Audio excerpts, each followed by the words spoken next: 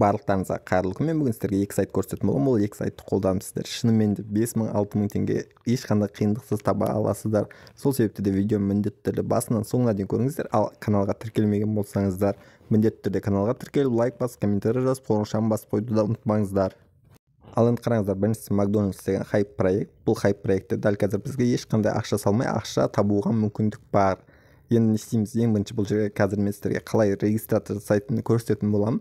Біріншісі электронный почта, пароль, қайталап пароль жазамыз, и пароль безопасности жазамыз, и пароль безопасности қайталап жазамыз. Енді қараңыздар, пароль, бірінші пароль ол өзіміздің кабинетімізге кіруге арналған пароль. Пароль безопасности деген сіз ақша шығарған кезде қолданылатын пароль.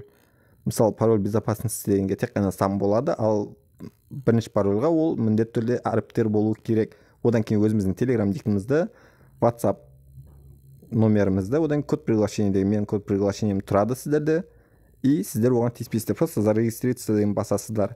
Ал қазір мен өзімнің жеке кабинетіме кіріп көрсететін боламын. Ал енді қараңыздар, мен өзімнің жеке кабинетіме кірдім. Енді бізді барлығымен ең бірінші таныстырады. Бұл жерде просто проект жайлы айтып шығады. Одан кейін қараңыздар, біз тіркелгеніміз үшін бізге VIP1 тегін береді. Ол VIP1 мен күніне $1.2 табуымызға болады, бірақ одан бөлек те ақшалар табуға болады. Қазір көрсететін боламын. Ал ары қарай VIP2, VIP3 дегендерге оларға ақша салу керек. Біз VIP1 бізге жетеді ақша табу үшін. Следующий деп басамыз, одан кейін тағы да түсіндіреді, тағы да следующий деп басамыз, мен білем деп басамыз. Енді қараңыздар, менде VIP1 қазір $2 бар. Ең бірінші бізге осындай колесо фортуна айландыруға мүмкіндік береді. Бұл колесо фортунадан бізге осындай долларлар рандомна түседі. Яғни ең азы қателеспесем $1 бұл жерде. Одан да көп болуға болады. Ең бірінші біз тегін айландырамыз, одан кейін айландыру үшін бізге дос шақыруымыз керек. Міне дос шақырыңыз, или $100 пополнить етіңіз деп тұр. Яғни біз дос шақырғанымыз үшін бізге колесо фортуна тегін айландыруға мүмкіндік береді. Солай жазылған, мен дұрыс түсінсем. Ал екіншісі, осы біріншісі дос шақырып колесо фортуна айландырып табуға болады минималкін. Ал екіншісі просто VIP1 мен, яғни тегін заданиялар орындауға болады. Мысалы, қараңыздар, VIP1 бізде күніне $20 таба аламыз. VIP1 басамыз үстін. Миссия деген жерге жібереді. Осы жерде бізде миссия тұрады. Сіз оны үстін басасыз, болды, орындадым деп шығарасыз. Менде завершенныйда тұр. Мен көргендеріңізде мен бір задание орындаған, маған $20 комиссия ретінде берген. Ал $1 менде осы фортунадан түскен. Яғни менде дәл қазір $2 болып тұр. Одан кейін қараңыздар. Бізде тағы да платформада типа бөлек задание бар. Платформа обмена вознаграждения деп тұр. Бұл заданияны орындасаңыздар, сіздерге $7 береді. Оны қалай орындайсыздар? Басамыз и условияларын оқып шығамыз. Бұл жерде не жазылған? Бұл жерде сіз екі досыңыз шақыруыңыз керек, екі досыңыз VIP2-ні сатып алу керек. Яғни сіз басқа адамдарға айтасыз, типа шақырасыз басқа адамдарды, олар если VIP2-ні сатып алатын болса, сіз скрин жасап жібересіз, друзья дегеннен, и осы жерге скрин қоясыз, жібересіз. Если барлығы дұрыс болатын болса, сізге жаңағы $7 береді. Просто өзіңіз ссылкаңызбен обязательно олар сіздің ссылкаңызбен тіркелу керек. Мені қарасаңыздар, астына оқысаңыздар, астына да жазған, типа сіз Facebooktан, Twitterден, YouTubeтан, Instagram, TikTok, Kawa, WhatsApp, Telegram группалардан шақыра аласыз деген. Просто ссылкаңызды аласыз, и достарыңызға жібересіз. Болды. Если достарыңыз VIP2-ні сатып алатын болса, сізге екі досыңыз сатып алатын болса, $7 береді. Сізге ешқандай ақша салудың қажеті жоқ. Бірақ қараңыздар, VIP2 бұл жерде қателеспесем, $17 тұрады. Күнделікті прибыль $7. Былай қарағанда өте күшті сияқты көрінеді. Бірақ бұл проект ешкім білмейді. Мысалы, $17-ның өзін ақтай алмай қалуыңыз мүмкінсіз. Мысалы, бүгін $7 салдыңыз, бүгін $7 таптыңыз, ақшаңыз шығарып алдыңыз, ертең тағы да $7 таптыңыз, $14 болды. Үшінші күні уже проект жабылып қалуы мүмкін. Сондай қауіп бар. Кейбір проекттер бар, бір апта, екі аптаға дейін істеп береді, жақсы істеп береді. Ал кейбір проекттер бар, кәдімгідей бір күн, екі күн істейді, одан кейін жабылып қалады. Бұл жерде минимальный сумма шығаруға болатын. Қателеспесем $7 снятие деген басамыз, и осы жерде тұрады. Менде баланста $1-2 тұр деп көрсетіп тұр. Квота міне $7. Яғни біз балансымызда $7 болған кезде ешқандай қиындықсыз шығарып ала аламыз. Binance'тан немесе Trustwallet'тен Tron адреске шығады.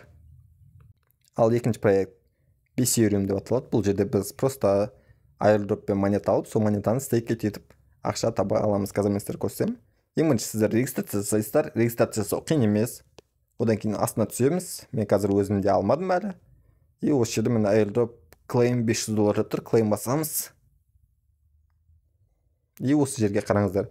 Біздің Binance'дағы PayID'miz жазу керек, Telegram'дағы юзернейміз жазуымыз керек, Twitter'дегі юзернейміз жазуымыз керек, и Binance'дан Web20 адресіміз жазуымыз керек. Қазір мен тез жазып салам, сосын ары қарай көрсетемін. Ал енді қараңыздар, Binance'да кім PayID ала алмайды? Мысалы, қараң, просто главныйға кіресіздер. Осы жерде қателеспесем осы ID немесе бұл ID болмай қалса, мына жерде кошелекта міне Pay деп тұрады. Осы ID, екі ID бар. Мен осы ID-ді бірінші қойып көремін. Ал енді қараңыздар, мен қазір барлығын дұрыстап қойып шықтым. Неге бұндай көп нәрсе істеу керек десеңіздер, қазір абузерлер өте көп, яғни абуз ететін адамдар. Абузерлерге қарсы осындай әдістер қолданады қазір. Мысалы, Binance PayID қою керек, ол адамдарда біреу-ақ болады. Әрине, сізде 10 шақты Binance аккаунт болатын болса, сіз 10 Binance PayID қоя аласыз. Telegram сұрайды, Twitter сұрайды, барлығын сұрайды. Бұл абузерлерге қарсы жасалған нәрсе. Басамыз. Әрине, KYC сұрай салса да болады, бірақ KYC көп адам өткісі келмейді бұндай проекттерден, сол үшін басынан осындай не сұрайды. Тағы клейм басамыз. Жоқ, менде клейм қателеспесем болып қойды, қазір апноид етемін. Сосын тағы да Telegram группалары бар екен. Telegram группаларына міндетті түрде тіркелуіміз керек. Президенция басамыз, тіркелдік. Енді обратно қайт. Ал енді қараңыздар, мен просто Telegram аккаунт тіркеп келдім. Енді біз не істейміз? Енді тағы да бір рет тексеріп шығамын. Просто басам. И жаңағы осы жерді басамыз, claim деп. И менде қараңыздар, басылмайды. Себебі тексеріліп жатыр дәл қазір. Тексеріліп болғаннан кейін бізге жаңағы 500 монетаны беруі керек. Одан кейін ол 500 монетаны стейк деп басып, стейкингқа жібереміз. Стейкингтан бізге күніне 4% пайда алып кеп тұрады. Бұл стейкинг 15 күн ғана жұмыс жасайды, 15 күннен кейін, яғни жаңағы ақшаңыз жоқ болып кетеді. Ал енді ақшаны қалай шығарасыздар? Просто кошелекқа кіреміз, и sell деген бар, осы жерден сатамыз. Сосын Binance жаңағы теріс адрес тіркедік қой басында, сол адреске шығады ақша, USDT-ға айналып шығады. Яғни бірінші осы 5 триллион деген монетамен шығады, оны sell деп біз USDT-ға айырбастаймыз, сосын өзіміздің Binance аккаунтымызға шығарамыз. Қиын емес. Қателеспесем Ketly деген проект болған, сол проектке ұқсайды. Примерно бір аптада $2-3 табуға болады. Қолданып, әрине проект жақсы жасап тұрса, менің airdrop'ымды беретін болса, бірақ мен басқа адамдардан көрдім, басқа блогерлерден барлығына airdrop таратып жатыр.